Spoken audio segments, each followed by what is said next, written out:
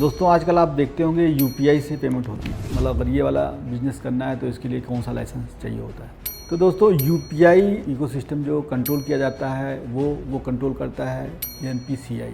तो एनपीसीआई एक लाइसेंस देता है जिसको हम बोलते हैं TPAP licence, third party application service provider. TPAP का जो लाइसेंस होता है वो लाइसेंस लेने के बाद ही ये यूपीआई पेमेंट इकोसिस्टम में वो कंपनियां काम कर सकती हैं। पहले अगर आप ओरिजिनली बात करेंगे तो टीपैप का लाइसेंस केवल 2 कंपनियों को इशू हुआ था, जिसमें से एक भारत पे थी और एक गूगल पे थी। आप देख रहे होंगे कि अमेज़ॉन पे और पेटीएम बैंक का जो लाइसेंस कैंसिल हुआ या होल्ड हुआ, उसके बाद पेटीएम ने भी अपने बिजनेस को जो आगे बढ़ाया है वो टीपैप का लाइसेंस लेने के बाद ही कर पाई है। तो टीपैप का लाइसेंस लेने के बाद अब पेटीएम अपना यूपीआई से काम कर रहा है। आज की डेट में आप देखेंगे तो पेटीएम का यूपीआई से पेमेंट होती है। तो टीपैप का लाइसेंस कौन कौन उसको ले सकता है, तो मैं इसको आपको बताता हूँ। तो दोस्तों टीपैप का लाइसेंस लेने के लिए या तो कोई एक रजिस्टर्ड प्राइवेट लिमिटेड कंपनी होगी जिसका B2C का बिजनेस हो, या जो पेमेंट एग्रीगेटर होते हैं, जैसे कि पेटीएम के पास जैसे पहले पेमेंट एग्रीगेटर का लाइसेंस होता था,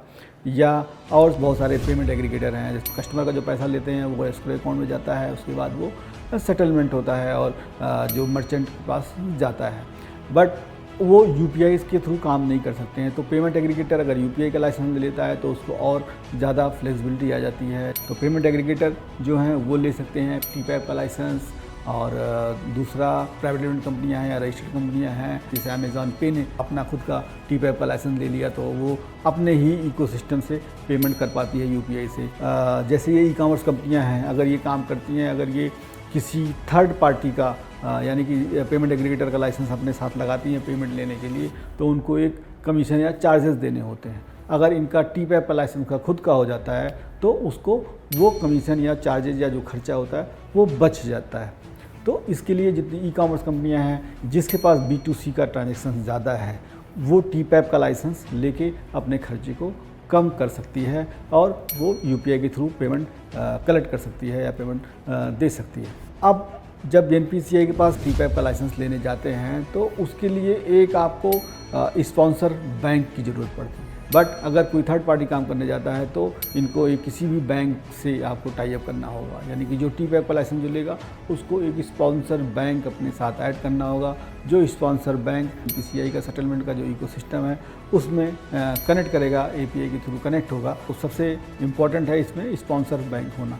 बहुत सारे जो स्पॉन्सर बैंक हैं जैसे एक्सिस बैंक है, आईसीआईसी बैंक है, तो बहुत सारे बैंक हैं वो अपना एपीआई आपको दे देंगे कि आप अपना टीपैप का बिजनेस स्टार्ट कर सकते हैं। अगर बात करेंगे किसी भी फीस की या कोई स्पेशल फाइनेंशियल रिक्वायरमेंट की, जो भी रिक्वायरमेंट है वो स्पॉन्सर बैंक की रिक्वायरमेंट होती है।